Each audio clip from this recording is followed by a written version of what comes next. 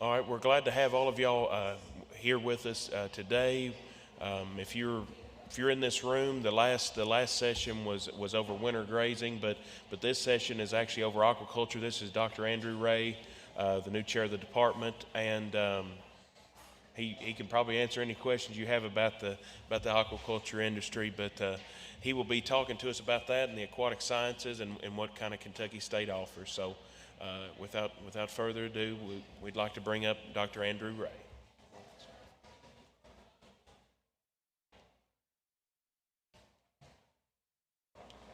Okay, thank you. Good morning, everybody. Glad to be here with you today. My name is Andrew Ray. I'm the chair of the School of Aquaculture and Aquatic Science. I've been at KSU for 11 years, actually, as a faculty member, but I just got the appointment of chair in April, so relatively new to that role. Is there a trick with that to not make it feedback? Okay. All right. Well, so yeah, I'd just like to talk to you a little bit about what we've got going on and a little bit about the industry. I don't have as much material on the industry here in Kentucky as I wish I did. I'm still kind of trying to wrap my head around that a little bit, actually, to be honest with you, but. The thing is that the consumption of fish is increasing at about 3% per year. People are eating more and more fish throughout the world. Part of that's because of the increase of the human population, of course, but also even per capita, people are eating more and more fish because people are realizing more and more that it's a very healthy food item for you, actually. And it's a very high quality protein. And so seafood has actually outpaced most other even terrestrial proteins, which has been a focus of many of the talks at this conference. But other than pork, seafood has grown faster than any other animal protein in the world. I'm sorry, other than poultry. And so we have an annual growth rate of about 2.7% overall. In 1960, aquaculture was not a very big industry, so only about 6% of the world's food fish was from aquaculture, but now it's well over 50%. So people are eating more farm-raised fish now than they are wild-caught globally. And that is a pretty short period of time when you think about it, because you think about cows and chickens and sheep.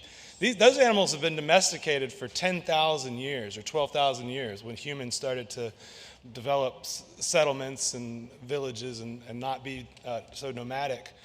They developed agriculture. and those animals were part of that agriculture scheme, but fish never were. So we're really actually kind of playing catch up here. It's only since about the 60s and 70s that we started trying to domesticate fish and shrimp and other aquatic animals, whereas everybody else has been doing it for 10,000 years. So that's kind of where we're at, and I see this as a real area of tremendous opportunity and growth because of that. And for some other reasons as well. And this is just another graph to show you a little bit more about the growth of the industry. The little, small dotted gray line is aquaculture, and it's coming up. Fish from aquaculture, that is, overall. And so fish also turns out to be an extremely efficient form of animal protein. This is how we're going to be able to feed the world in reality because they're so efficient. They retain about 31% of the protein, 23% of energy retention. The feed conversion ratio is about 1.1 to 1 or 1.2 to 1. That means that for every 1.1 pounds of food we put in, we get 1 pound of fish. I'm using fish as a generic term, fish, shrimp, shellfish, out. So compared to other terrestrial proteins, that's extremely efficient. One thing is that fish are cold-blooded animals. They don't have to regulate their body temperature. They also don't have to fight against gravity like I'm doing right now and all the cows and sheep and pigs have to do. They have to constantly fight against gravity and regulate their body temperature. Fish don't do either one of those things, so they save a lot of energy that way. And like I said, they're also very healthy. So fish is rich with omega-3 fatty acids. The American Heart Association recommends that Americans consume 2 seafood meals per week, and most of us don't do that, largely because we don't have adequate access to good quality seafood that we can trust. And trust is a real big thing there. They're also very low in saturated fat. Another problem here is that we have an enormous trade deficit. About 80% of our seafood is imported in the United States, and that has led to about a $20 billion a year trade deficit. Trade is a big topic of concern in the federal government right now, actually, and so maybe now is a really good time to invest in this and try to beat that trade deficit. And so this has continued to increase since the 1990s, actually. We get more and more of our seafood from imports, largely Southeast Asia and Latin America, whereas wild-caught fisheries are pretty much flat. And people say, well, you reduce regulations and maybe we can catch some more fish. That might be true to a certain extent, but basically there are no more fish to catch in the ocean. There's a point where you catch so much fish that the population can't replenish itself, actually, and some fisheries are actually at that point. And so another problem is that these imports, 80% of our seafood in the U.S., the FDA only inspects a very small portion of those imports, and they often find contaminants, such as antibiotics, environmental contaminants. There was a story that went viral, I don't know, it's been a couple months now, I guess, almost 2 months, where some shrimp actually tested positive for cesium, which is a radioactive element. And those shrimp were only found in 3 or 4 states, maybe 5 states. One of those states was Kentucky, and they were at Walmart and Kroger in Kentucky. Radioactive shrimp. They were from Indonesia. A colleague of mine that I work with in my office building actually bought some shrimp from Kroger during that time, and they sent him a letter saying you have to destroy those shrimp and we'll pay you back for the cost of them. So it's not an arbitrary thing. This is real. This is really happening in our backyards, these contaminated products from other countries. And I mean, I'm hesitant to say that all imported seafood is bad for you. Certainly some of it's not, but it's very hard to tell what is and what isn't. And most of these countries just simply don't have the food safety regulations that we have in the United States. As you all know, we have the USDA who inspects our farms and our processing systems, and then the FDA that inspects the food after it goes onto the shelves. Yeah, and so how long is this stuff frozen? It's shipped halfway across the world. I think we are part of the solution. That is the idea, anyway, that we are going to be, and we are actually part of the solution. We are part of the solution. We've done a lot for the industry globally and locally. This is our aquaculture or aquatic research center. Using the word aquatic now to try to broaden our scope just a little bit, because aquatic science is more than just aquaculture, and we are more than just aquaculture. This is a slightly different angle here. We have 33 of these research ponds. A few of them are out of sight in this image, actually. 24 of those are 1/10 acre, and the others are 1/20th of an acre. This is the older part of our campus. You guys were able to do a tour. Did we do a tour yesterday? I think some people were able to. Yeah. Okay, yeah, so you had to pick and choose where you went and everything, I'm sure. But hopefully, if you haven't had a tour of our facility, we'd be glad to have you out there. We do tours all the time, and we're very open to that.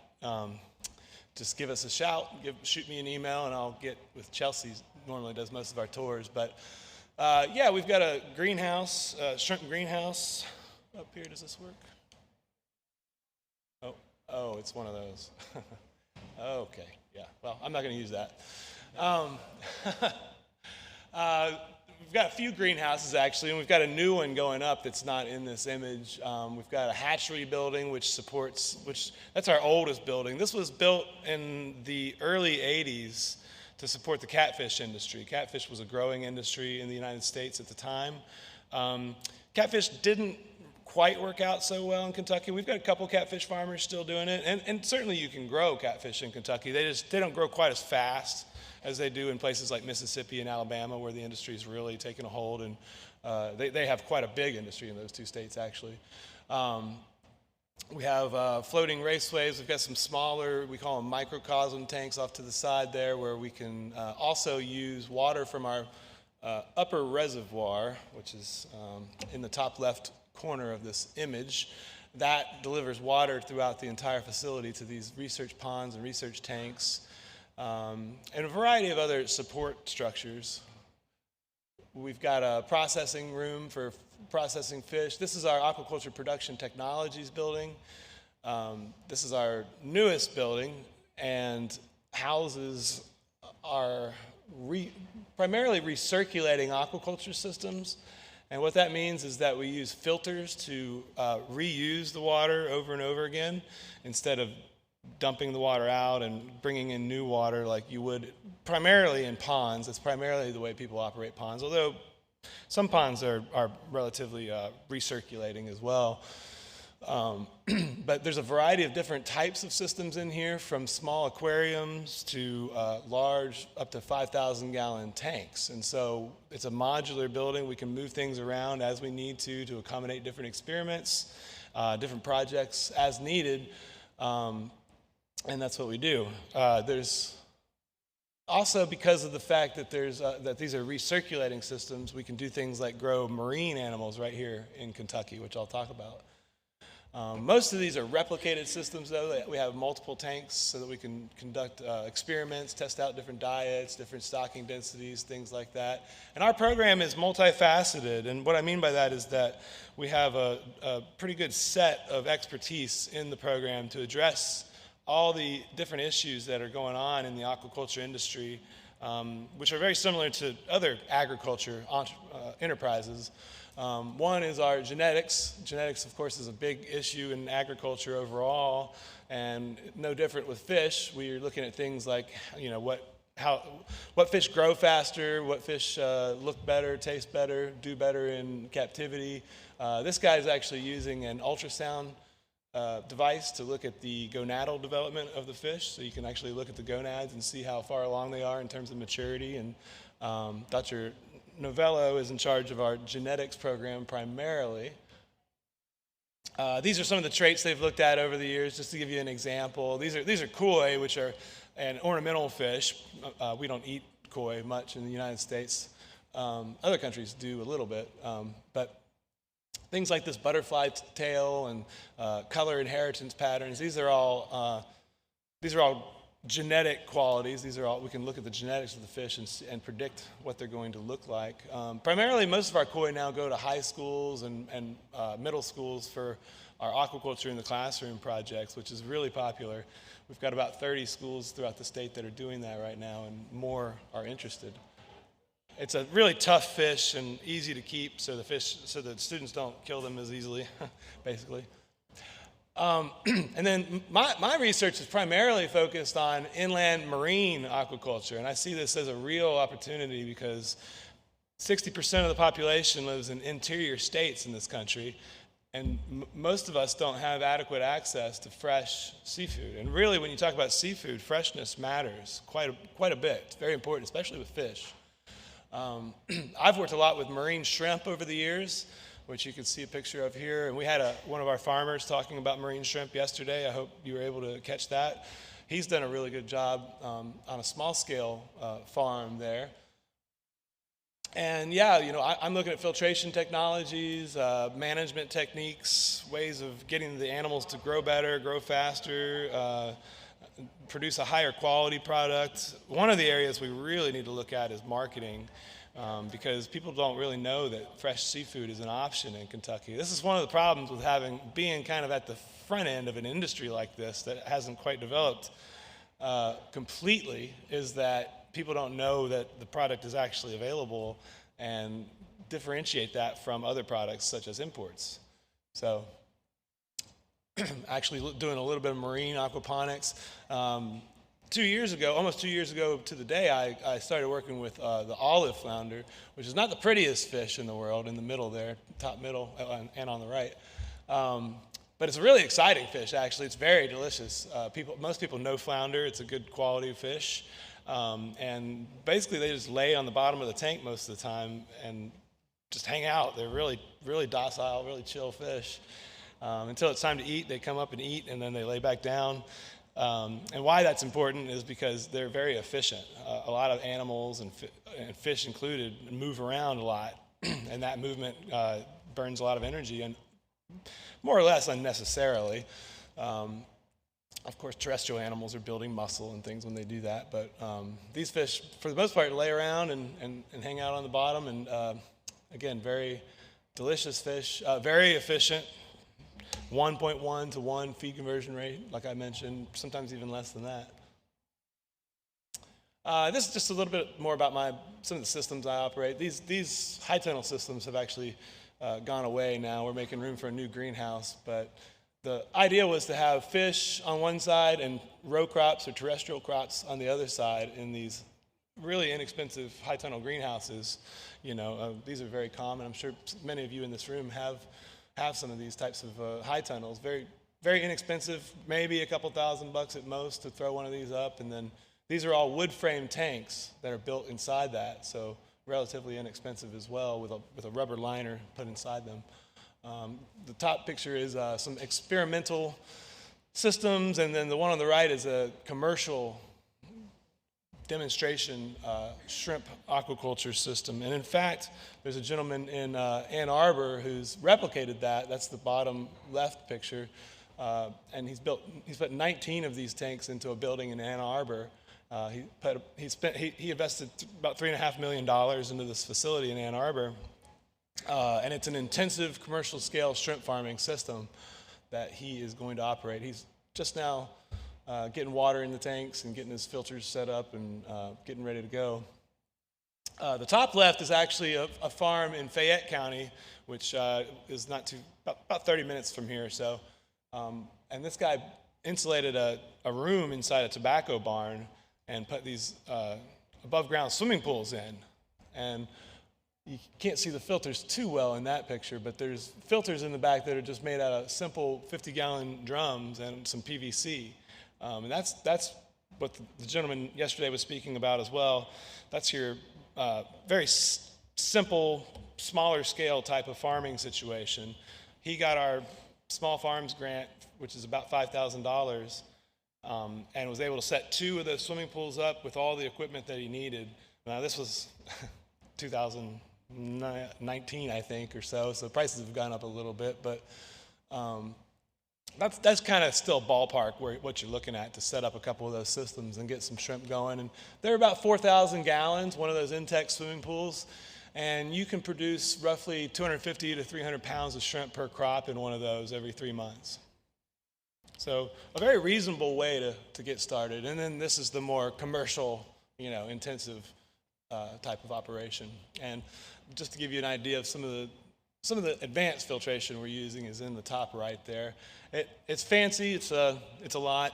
It's relatively expensive. But what you can do is you can take water that is like you see in the bottom right picture, that brown water, and create a very clean water with one pass through that filtration system.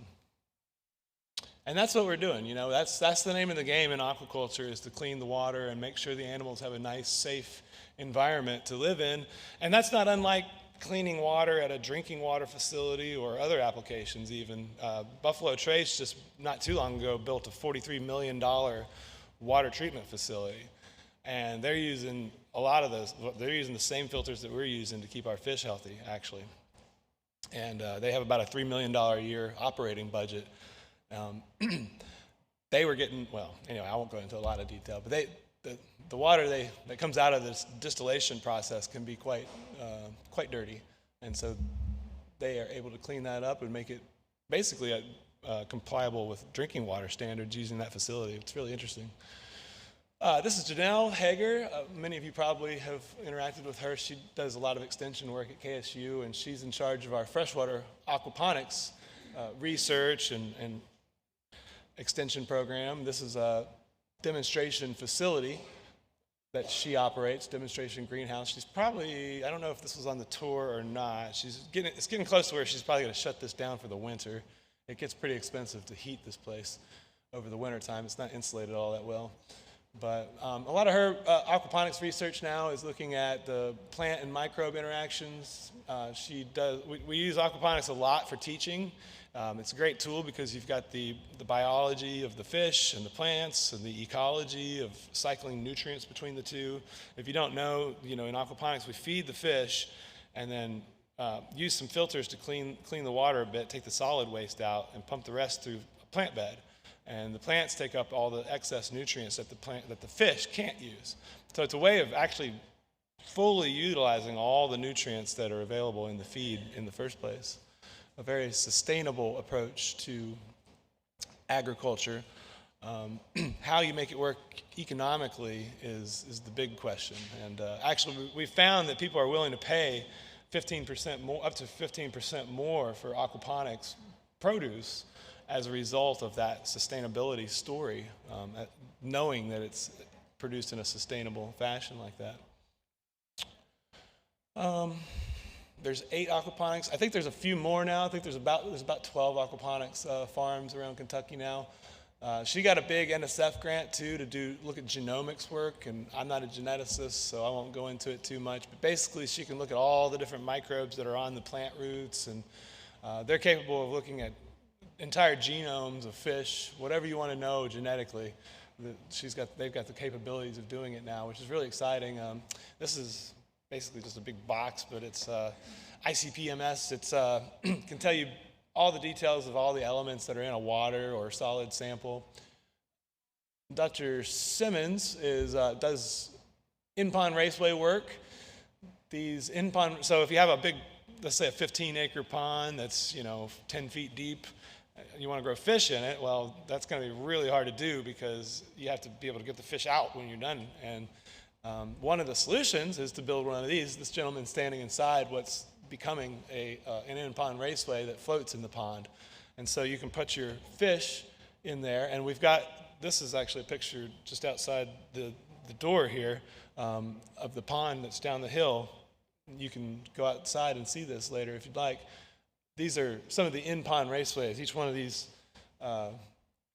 rectangular spaces here is a raceway. And so this pond is about 15 feet deep in places, and it varies. It's got, it's hard to access from the banks. It's a relatively large pond. So you put the fish in one of these raceways and pump water through it, and now you can feed your fish. You know where they are. And then you can come back and harvest them much easier later when you're ready to harvest the fish as well, is the idea. And he's got some solar panels and some other things going on here too that he's been looking at evaluating. So another big part of a comprehensive agriculture program, in this case aquaculture program, is nutrition. And we've got a nutritionist on staff who works with largely looks at a variety of novel ingredients for fish foods. This is algae meal. We worked with Alltech for a while on a lot of those projects. He's been looking at hemp seed oil as an ingredient for fish diets. Right now he's got this project, it's just interesting to me, but a major airline has collected the vegetable and fruit scraps from their airline, from their meals from their passengers, and they want to test those ingredients out in fish diets. So that's really interesting. There's a new company coming to town, Meridian Biotech. They're building a $40 million facility here, and they're going to use some anaerobic digesters to take spent distiller's grains and make it into a high-protein diet ingredient for fish, actually, and we're going to be working with them, so that's pretty exciting.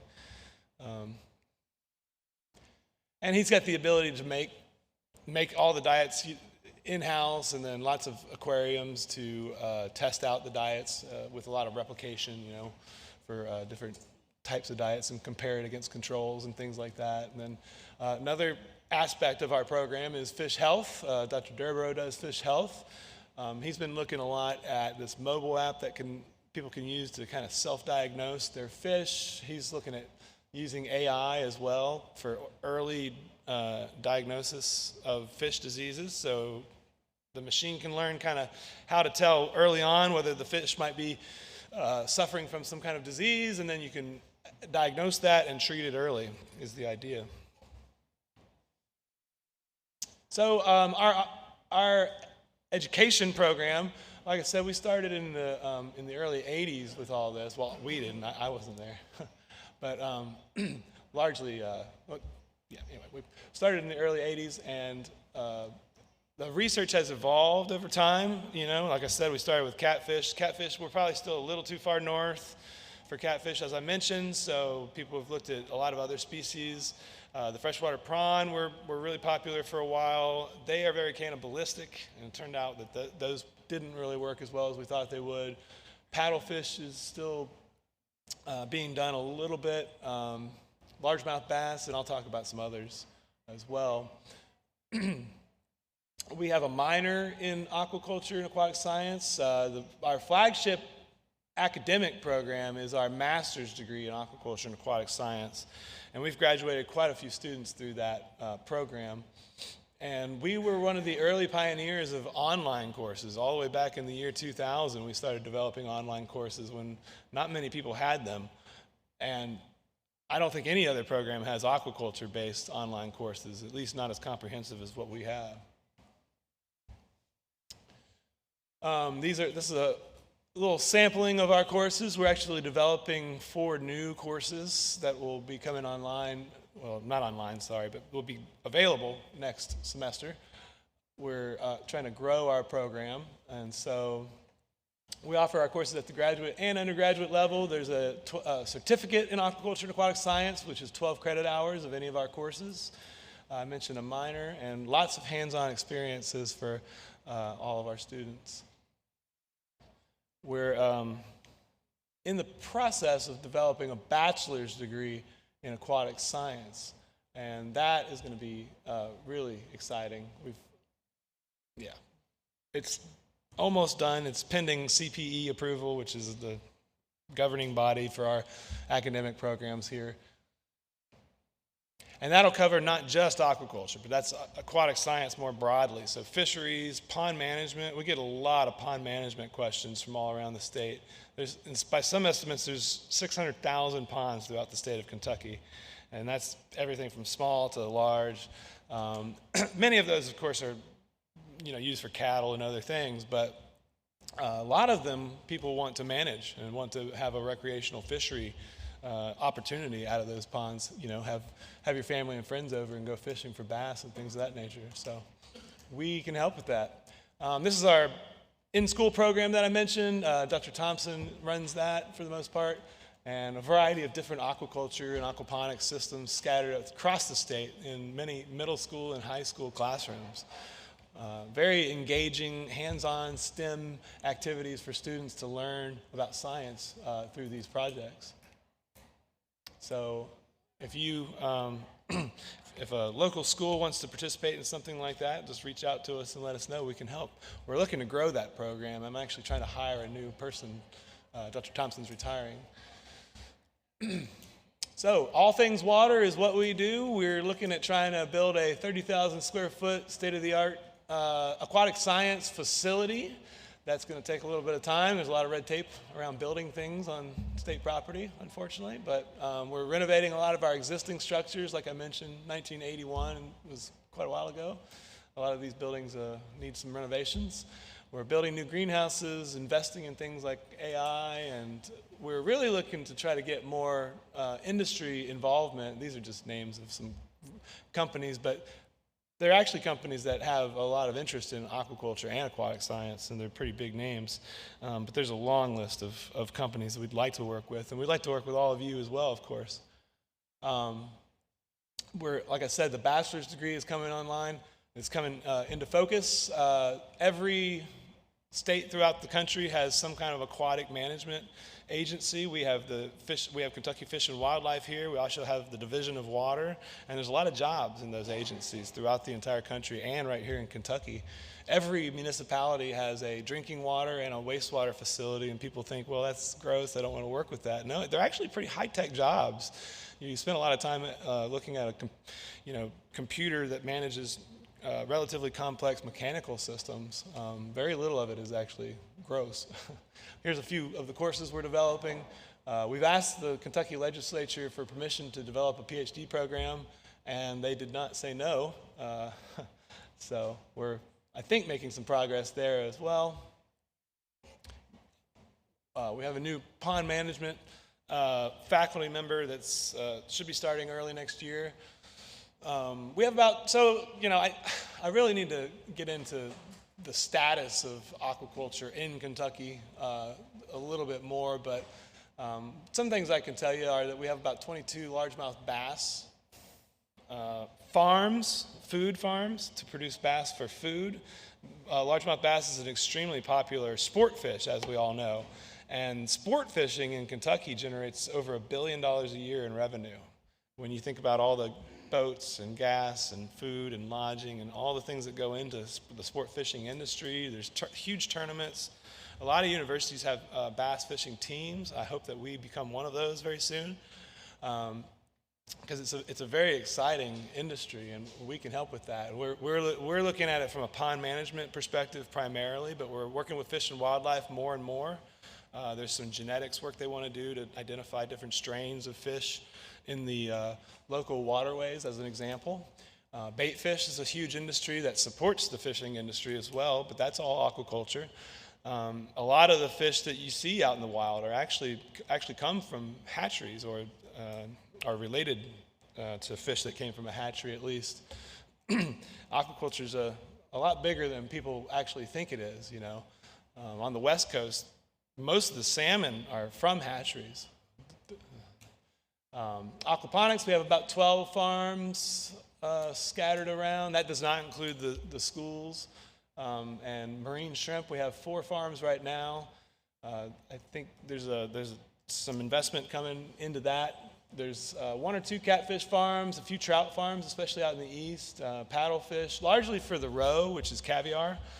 So these are largely stocked into like reservoirs and larger bodies of water and then harvested later for the caviar. Pay Lakes is a pretty big business in the state. And like I mentioned, Meridian's a biotech company that's coming in to invest in Kentucky, invest in our program, and hopefully make a big impact, and they're creating jobs as well. So this is our social media. Give us a like, follow us, check us out. We try to be pretty active on here.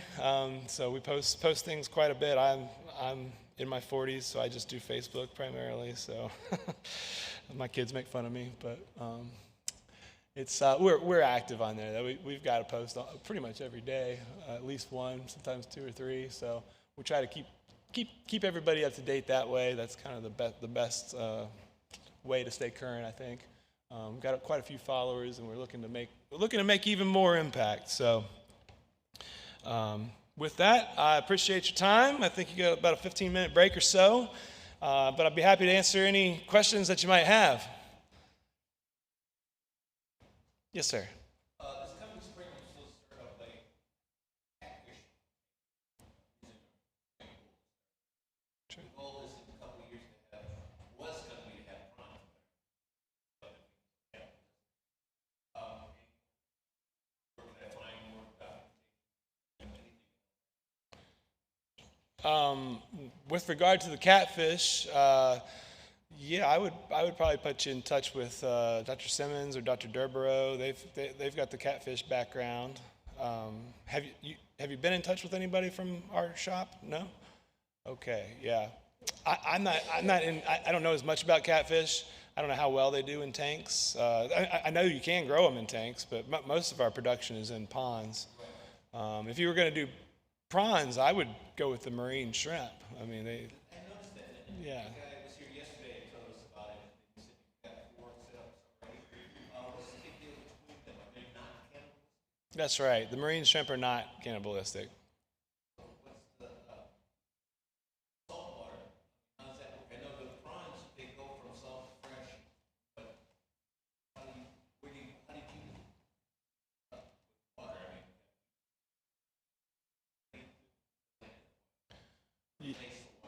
Oh, right. Yeah, it's a good idea to have a smaller tank on the side to replace water if that's needed. That's right. Yeah. But we've got a salt mixture, a homemade salt mixture, where you can buy the different salt ingredients and mix them up yourself. That's the cheapest way to do it. It's a few big ones: sodium, magnesium, potassium, calcium, sulfate. Those are the big elements that you have to have in there for the shrimp to do well. But you can buy those in bulk bags or 50-pound bags and mix it yourself. You said that you do a thing about food, so y'all would set up something to help Design the food for the fish. Yeah, well, so our nutritionist experiments with a lot of different types of diets and diet ingredients. For the most part, those are experimental. We have complete foods that we can buy off the shelf from companies like Cargill and Rangan, and there's a few others around. Ziegler Brothers is one that we use quite a bit for shrimp. Yeah, and so those diets are just ready to go. You know, they're already complete. They have everything in them that the animal needs to do well. Our nutritionist, those are more experimental types of diets that he's working with there. you have a list of all your different Suppliers for feed? everything? For everything? Yeah, we can get you a list. Sure. Okay, great. Please do.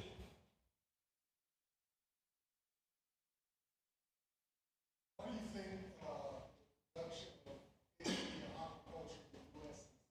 is stagnant compared to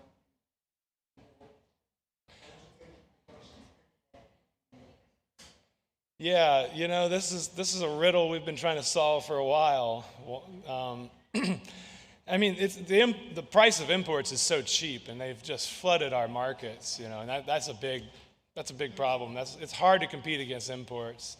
The catfish industry is a great example. There's another catfish out there, the Asian catfish, which is called Pangasius, and people have brought that in and sold it as catfish and undercut the catfish industry, the U.S. catfish industry as an example. But yeah, you know, part of the problem, I think, is just consumer awareness. Those products are not as good as what we can grow here in the U.S. I mean, we can grow a much better product, but as with so many things, it's going to cost a little more, you know, because we have to pay people a decent wage, we have to, you know, pay for the land, we have to pay for the resources that we use and do it in a responsible way, whereas many other countries just don't have any regulations, and that's why they're able to do it so cheap. But the result of no regulations is that you have products that can be radioactive, have contaminants in them, So, you know, people just need to understand that you might have to pay a little bit more, but you can get a much higher quality product, something that you can feel safe feeding to your family. And seafood mislabeling is a big problem too. I don't know, there was an article out of Charleston, South Carolina recently where they went, the wild shrimp fishermen sued, I don't know, maybe about a dozen restaurants because they were claiming that they were serving wild-caught shrimp, and they weren't. They were serving imported shrimp. In Charleston, South Carolina, right on the coast, where there's a big shrimp fishery, you know. Hyman's Seafood was one of those. I used to live in Charleston, and some of these are big-name seafood restaurants that people really trust. So, yes, more transparency in that sense is also needed. So there's a multitude of problems, unfortunately. Yes, ma'am.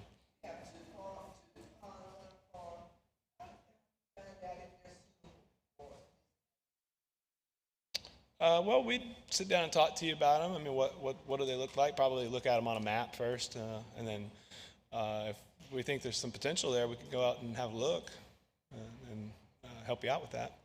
And in fact, our pond management faculty members should be starting right at the beginning of March of next year, and I'm hoping that person is going to be really productive in that area. We get a lot of questions like that, a lot of questions about ponds on people's farms, and you know, can I grow fish in them? How do I stock them with the proper number of catfish and bass and bluegills for recreational fishing, things of that nature? We're working towards being able to help people with those questions a lot more in the future. We're hiring some extension staff as well to that effect. All right, we want to thank Dr. Ray for speaking. They're cutting us off on time, but if you have any questions, I know he will be available for a lot of people from that team. So let's give him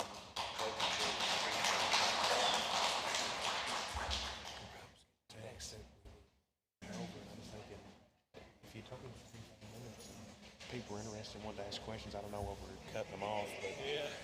Well, there's a few minutes before the next session anyway. yeah, I know, they're fine, they get too worked up on their stuff. Right. But Hey, sorry, I get the unpleasant task of being the messenger. Oh, that's okay. well, you're okay, they didn't let the first one start, they started, Mike had to start 15 minutes late, and I was in here, and then, It's just a trickle effect. They're trying to get back on schedule before lunch. Oh, sure. Yeah. Well, gotta be You a can little- hold gotta be a people little- late for everything except the meal. Yeah, that's right. That's right. Yeah.